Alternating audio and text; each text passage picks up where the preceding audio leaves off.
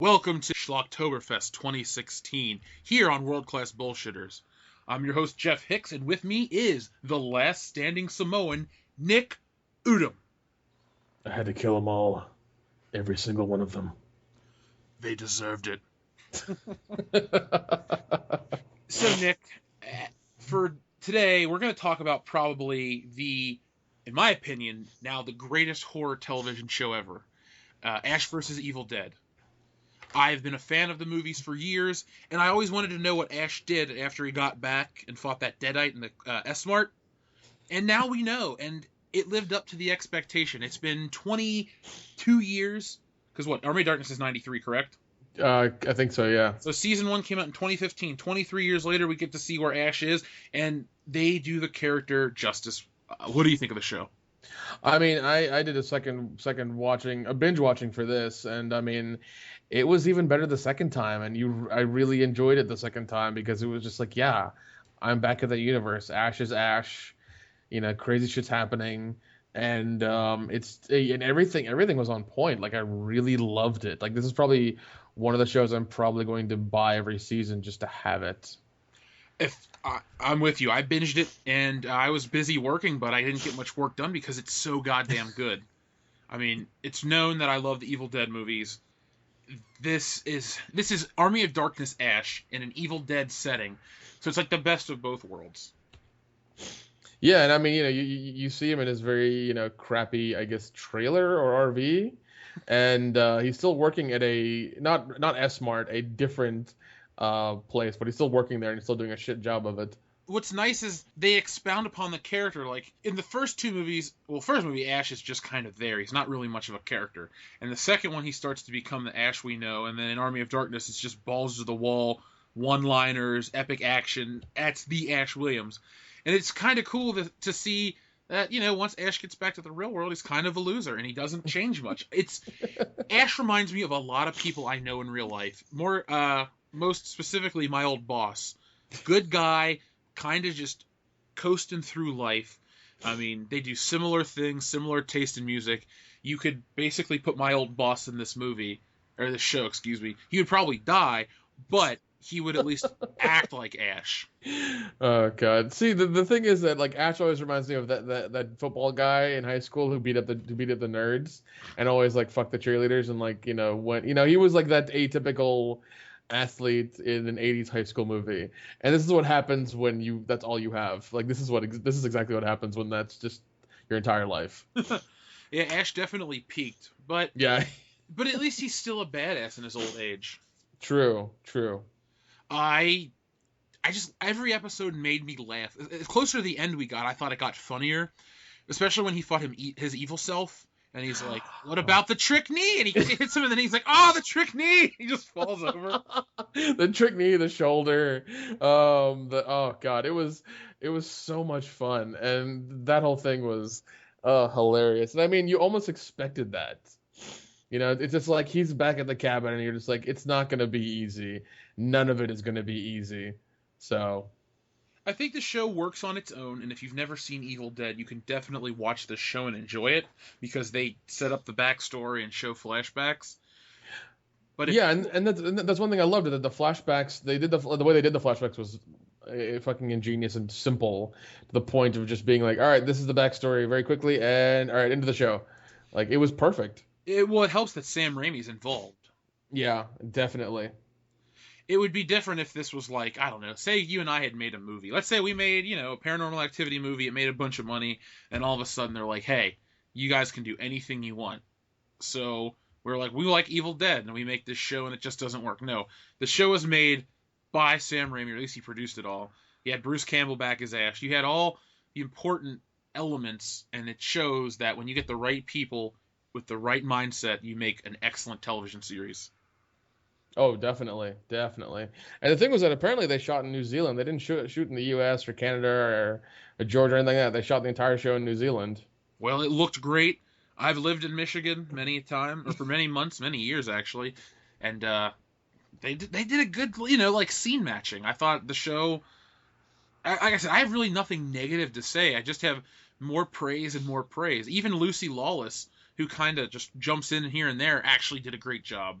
Yeah, when she comes in, you're just like, holy shit, it's Xena, and it's just like, what is her role in this? And like, I love how they never really tell you, but they keep hinting at it, and you're just like, she's not a good person, and you kind of get that more and more episodes in, and you're just like, holy shit, like, what is she? She's not good, and you're just trying to really figure it out. And I mean, they never tell you, exactly who she is until like the very end, and then you're like, oh well, shit.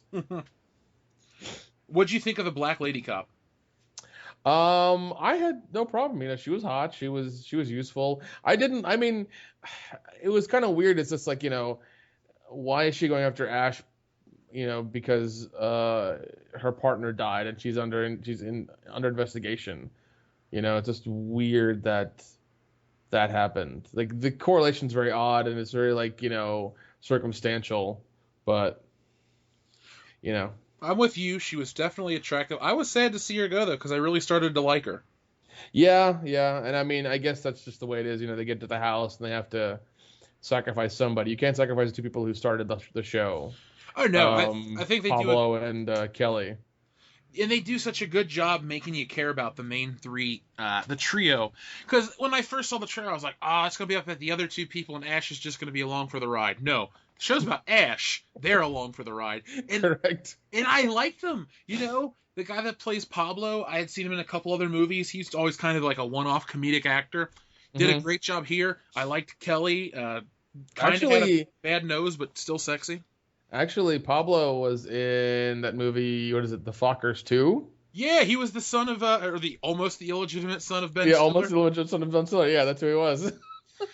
I can only see him as that character. Yeah, I know. Like, but his hair was so funny in the show. Like, it had like this thing in the front. I don't know what was going on. It was so weird. Well, his hair looks like that in real life, dude. Oh God. Yeah, I mean he just kind of showed up on set, and they're like, "Oh, your hair will do." Well, thank God he's an actor, and he's in this show because he's gonna get laid a lot, and not because of his hair. I don't think anyone's gotten laid for their hair since like I don't know the 60s. You're probably right. Let's see, Kelly. She was good. I didn't like her at first, but she grew on me by the second or third episode. Once her mom got killed by Ash. Yeah, and then once she was kind of like frustrated with that, and her mom and dad got killed by Ash and the Deadites and got taken over. And then she became a badass. She's like, I want a flamethrower, I want to do this. And there's a wonderful scene in let's see here. I think it's in episode 6 or episode 7. Episode 6, where she takes a demon and puts her through the meat slicer. Oh God, yeah, in that fucking restaurant. Yeah, and then takes a meat tenderizer and keeps beating the demon to death. That's one thing I wanted to bring up, man. This show does not pull any punches when it comes to the gore. This is the goriest TV show ever, but it's so fucking funny that the gore isn't off-putting. I think it's the first episode when Pablo's in the car with Ash that like he stabs the guy in the neck with a bottle. Is that the first episode? No, that's later on, but I know exactly what you're talking about.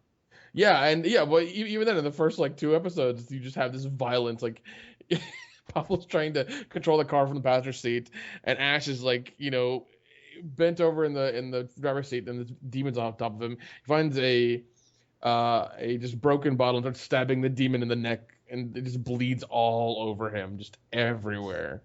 I loved the amounts of gore, and I gotta say, my favorite kill or violent scene in this entire show was when the fucking Deadite child's mouth was on Ash's shotgun, and he's like, "Someone needs to teach me a lesson," and that someone is me. He pulls the trigger, and it's just the kid's head on the fucking barrel of the gun. And he just pulls it off, and that was so badass. The ending was fucking phenomenal. It was, and it ended in a very Ash manner with like little effort. He's like, going to Jacksonville. Yeah. Now that's gonna lead us into season 2, which is almost here. I can't wait to watch season 2. Oh, neither can I. I really can't because, there have been a lot of TV shows that have come out of horror movies lately, and I've just been wary of them. I know. Bates Motel's really good. I need to get on that. I think they had one for The Exorcist, but that bombed because nobody knew it was out. No, that hasn't come out yet. That Oh, starts is it not Friday. yet? Okay, oh, my bad. Starts Friday then. All right. Sleepy Hollow kind of shit the bed and gone downhill. I Penny think Dreadful's over.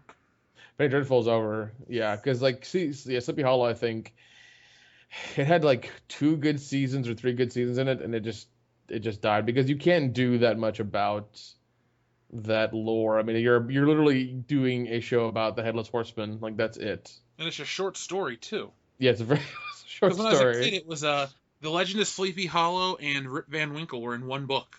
Yeah, And you could read it in an afternoon. yeah.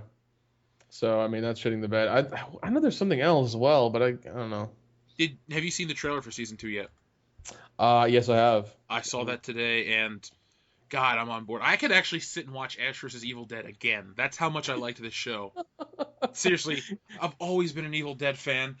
To me, it's one of the most accessible horror movies. Okay, let me say that. Number 2 is what I love. I don't really like the first one that much. It's the second and the third one that I absolutely love, and I think the second one is one of the most accessible horror films because it's funny, it's scary, but it's not too off-putting scary where you're like, I can't handle this. You know how some people get? Yeah, it's kind of in that hilarious '80s kind of schlock scary. That's why we're talking about this on Schlocktoberfest. Yeah, and it's just wonderful, and I mean even the effects they do are just like dead simple, but they pull them off so well, and it's great. I personally like the first one because the production value is not there. They had to scratch together the money to make it. It's very raw and very like unfinished, and that's why I love it because as a filmmaker, you can tell they put a lot of love and a lot of effort into it, and that's what they got. Well, the listeners will definitely hear more thoughts on the Evil Dead trilogy during Schlocktoberfest. Let's close this episode out with our final thoughts on Ash vs. Evil Dead. Nick, on a scale of 1 to 10, what would you give this television series? 10's not high enough, dude. 10 is not high enough. Like I'm waiting for the Blu-ray season 1 copy to come out so I can go buy it. Like I'm waiting for that. Today I was doing a little research and I saw that they have Ash vs. Evil Dead action figures coming out. Oh my god! I'm thinking about buying them all because I want to support this show till the end of time.